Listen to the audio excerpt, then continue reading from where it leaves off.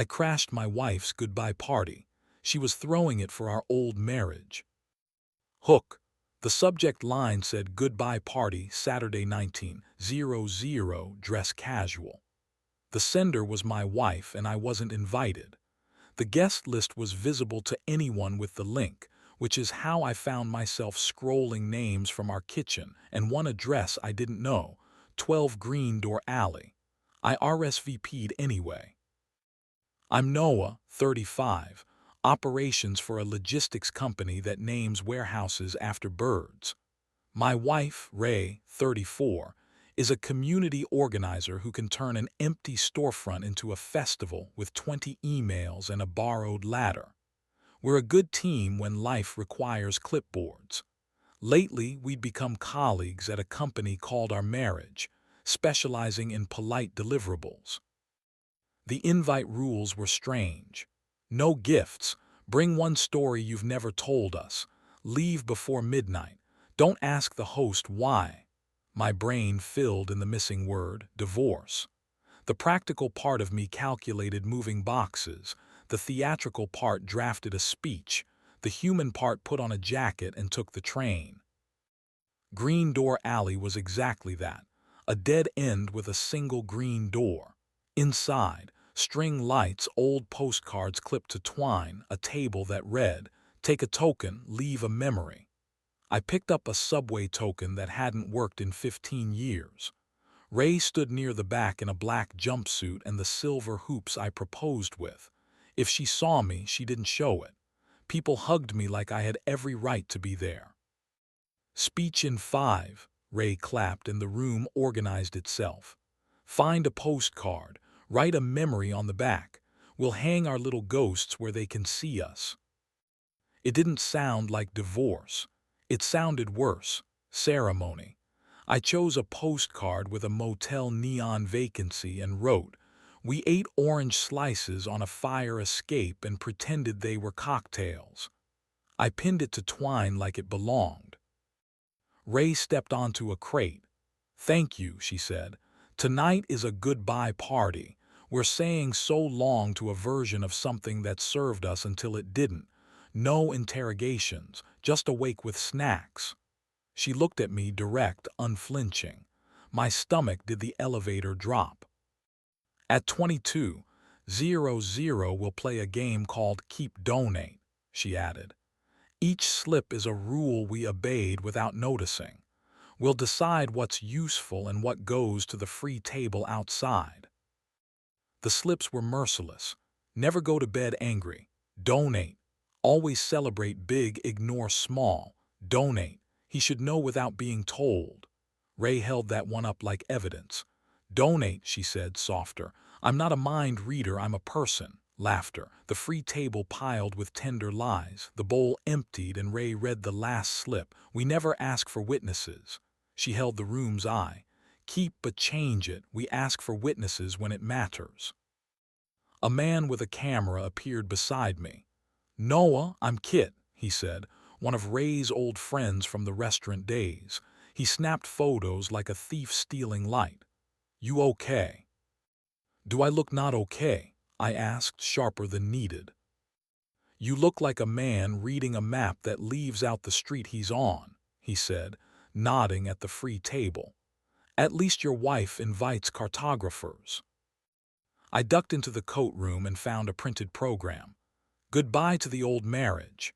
Items: welcome and memories, keep donate, witness circle, cake, keys, keys. The last line read, "At 23:30, the couple adds an old key to the bowl and takes a new one. Old keys can be kept for sentiment, but they no longer open the wrong doors." Relief arrived disguised as anger. I touched Ray's elbow. "Keys," I said. "We distributing property at a party." "Choosing doors," she said. "Step outside." In the alley, the night smelled like rain and warm trash, a city classic. "Why didn't you tell me?" I asked. "I did," she said. "Not all at once. Remember when I said I wished our friends were around for the work parts, not just toasts? This is that." "Is this a divorce?" "No, it's a burial. she said. Of the version where we pretend without witnesses. Of the version where we keep all the keys in a bowl and wonder why every door feels heavy. I didn't get an invitation. You did, she said.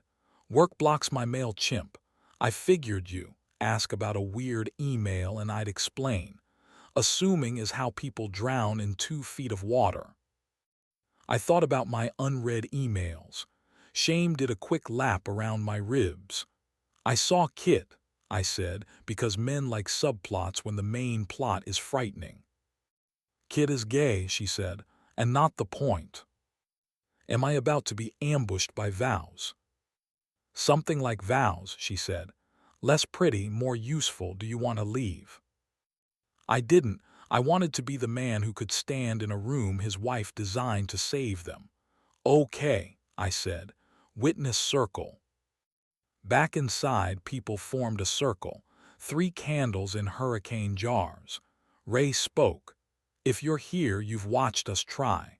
We'll speak 2 sentences each, then put an old key in the bowl and take a new one. Ray went first. I'm Ray, she said. Ritual likes introductions. I'm saying goodbye to the version of me that treats irritation like a personality trait instead of an alarm. I want to keep noticing the boy I married even when the man he became is busy. She dropped our old mailbox key, the one that stuck in winter, into the bowl and picked a brass key. This opens the storage closet at the community center, she said. I'm taking more help. I'm not the only person who knows where the extension cords live. My turn. I'm Noah, I said, oddly clean. I'm saying goodbye to the version of me that confuses reliability with love. I want to keep asking for specifics instead of hoping she reads my mind.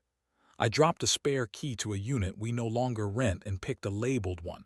Cabinet, top of fridge. I laughed. This opens the cabinet with the nice glasses we never use. I want to use them on Tuesdays. The room cheered like I'd scored a modest goal. The circle moved like a clock. Marco promised fewer jokes when scared. Jules promised to text before arriving with soup. Kit promised to develop films sooner so good moments didn't live in limbo. I stood there with a brass key and a feeling I couldn't catalog. Cake appeared store-bought, frosting like a snowdrift.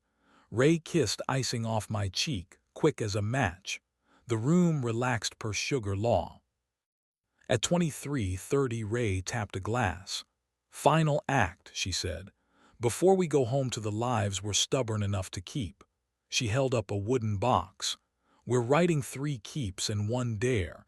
Keeps are habits we want. Dares are uncomfortable practices that might save us. I wrote, keep telling the boring truth before it turns dramatic. Keep touching in doorways. Keep eating Sunday breakfast sitting down. Dare. Ask once a week for something I think I don't deserve. Ray wrote, keep asking for help the first time, not the third. Keep flirting mid-chore. Keep nomming the good out loud. Dare. Say, I want without apologizing in advance. We sealed the paper in the box and gave it to Jules with terrifying solemnity. Guardian of the dares, Ray declared. Jules bowed like a knighted raccoon. Midnight loomed. People hugged and drifted out, postcards still swinging like small flags. The room looked lighter, as if we'd taken something heavy without nomming it. Ray and I swept in companionable silence, a romance few movies respect.